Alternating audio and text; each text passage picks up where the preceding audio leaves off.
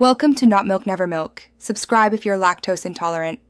You start by confirming prerequisites, VS Code installed, and the ZIP file on your drive.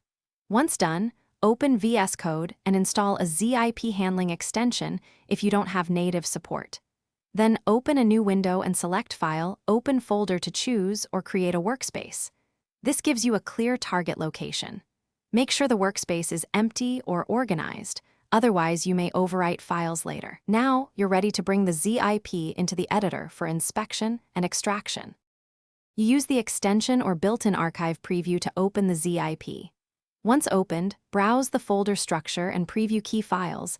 This shows you what needs extraction and avoids unnecessary work.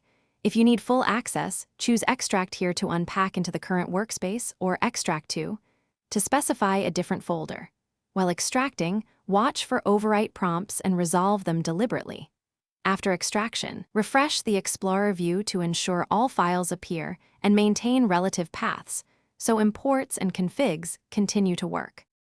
You finalize by checking project configuration and dependencies. Open VS Code, package, JSON, or project-specific config to confirm paths. Once done, run a build or linter to surface missing modules or broken imports, then fix relative paths as needed.